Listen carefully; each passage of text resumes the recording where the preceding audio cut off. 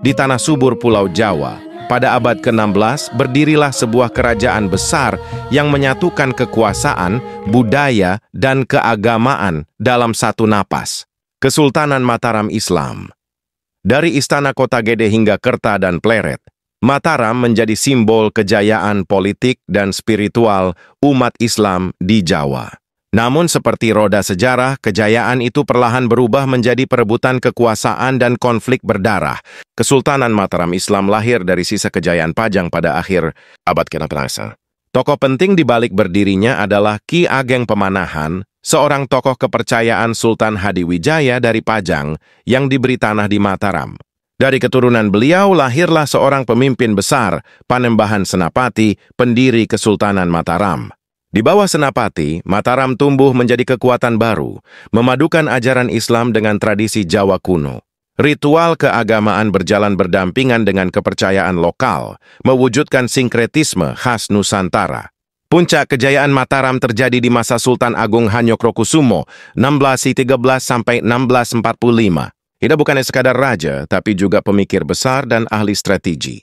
Sultan Agung berhasil menaklukkan hampir seluruh Jawa, kecuali Batavia, markas VOC Belanda. Pada tahun 1628 dan 1629, dua kali Mataram menyerang Batavia dengan pasukan besar. Meski akhirnya gagal karena logistik dan strategi lawan, perang ini menjadi simbol perlawanan terbesar pribumi Jawa terhadap kekuasaan kolonial. Tak hanya di bidang militer, Sultan Agung juga meninggalkan warisan budaya. Dialah pencipta kalender Jawa Islam yang memadukan sistem penanggalan Hijriyah dengan Saka. Di tangannya Islam dan budaya Jawa berpadu menjadi identitas baru, lembut tapi berakar kuat. Sultan Agung mengantarkan kerajaan Mataram ke puncak kejayaan. Perluasan wilayah menjadi salah satu tonggak ukur perjalanan Sultan Agung memimpin di Mataram. Konon Sultan Agung juga mempunyai beberapa keistimewaan karena kerap melakukan tirakat mendekatkan diri kepada Tuhan Yang Maha Esa. Bahkan pernah dikisahkan ketika bertirakat Sultan Agung sampai tak tahu bila ayahnya Pangeran Hanyakrawati meninggal dunia sebelum menjadi Raja Mataram. Kisah ini berkembang di kalangan masyarakat dan menjadi mitos.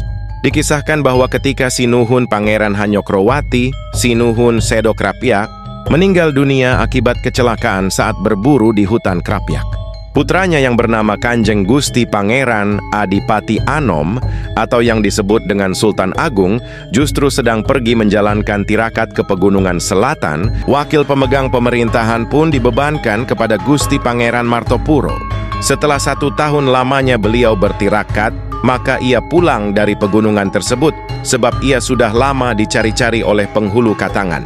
Maka setelah selesai menjalani tirakat, pada tahun 1627, pemegang kekuasaan Mataram pasca Pangeran Hanyokrawati dialihkan ke Sultan Agung yang bernama Prabu Hanyokrokusuma.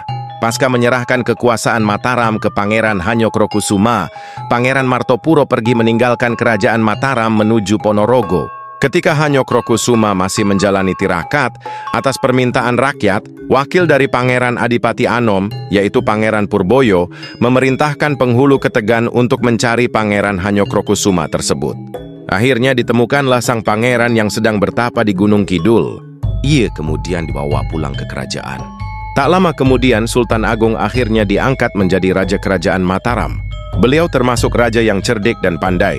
Hal ini membuat rakyatnya begitu menghormatinya, bahkan dikisahkan makhluk halus serta jin takluk dan tunduk atas kekuasaannya, dan negeri Mataram terkenal sebagai pelindung rakyat dari beragam penyakit.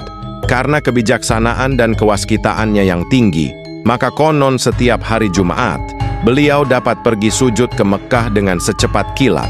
Sesudah 5 tahun ia memerintah, kerajaannya dipindahkan ke Kerta Pleret, dan selanjutnya Kanjeng Sultan ingin memulai membuat makam di Pegunungan Girilaya yang terletak di sebelah timur Laut Imogiri yang dipergunakan sebagai makam raja. Warisan Mataram masih terasa hingga kini. Upacara grebek maulud, sekaten, hingga tradisi labuhan di pantai selatan, semuanya berasal dari masa Mataram.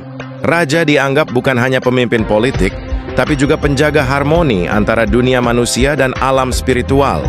Dalam filosofi Jawa, raja adalah pusat keseimbangan, manunggaling kaula Gusti, bersatunya rakyat dan pemimpin di bawah kehendak Tuhan.